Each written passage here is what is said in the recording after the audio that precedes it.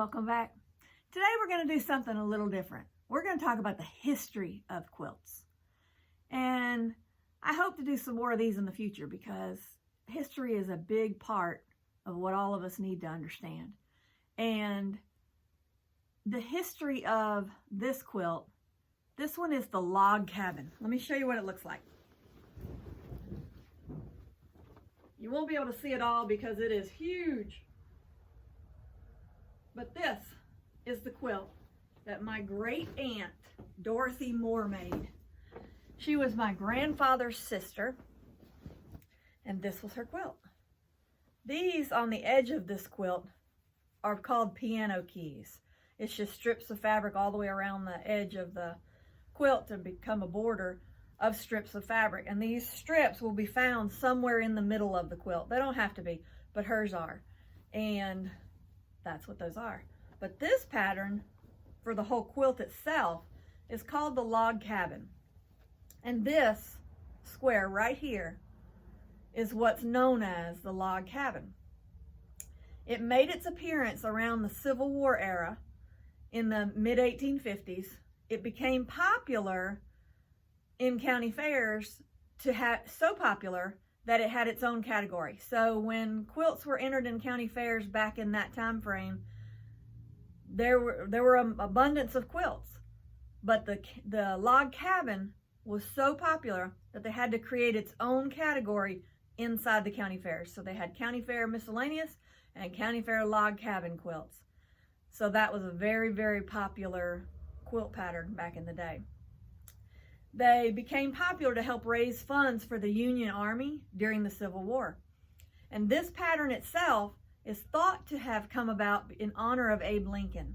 Abe Lincoln grew up in a log cabin, and so this pattern is thought to have been made about in honor of him who grew up in a log cabin.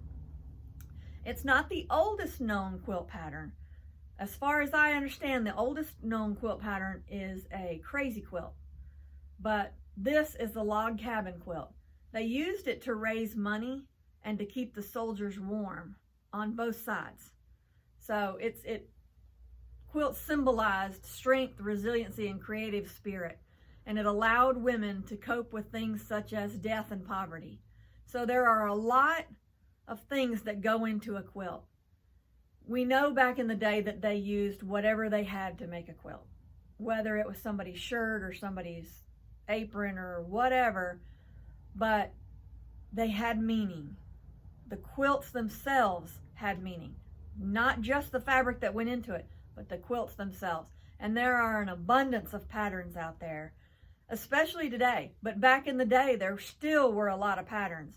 And I hope to do some more videos on the history of them in the future, because to me, this is very interesting and just fun to learn, fun to understand about. And, well, you see the importance of quilts, even in today's world, and especially in the old world. But this is the log cabin, and that is the history as I know it. So, if you want to hear about something else, if you want to learn about a different style or a different quilt, let me know, and I will do my best to research, find whatever I can about it, and come back to you and let you know. But I hope you enjoyed this one, the log cabin. This one, I think I told you, I can't remember, but I'm going to tell you again if I didn't, because it's worthy of it. Was made by Dorothy Moore. She was my great aunt. And this one is so big that I can't show you the whole thing because it's supposed to be a king size, but I think it's a little bit bigger. I can't even show you the whole thing.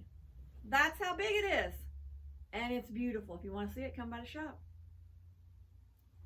And until next time, you guys have a great rest of your day. Enjoy yourselves, learn something, get out there and be productive, make a quilt. Come back and see us for the next video, and you guys have a great day.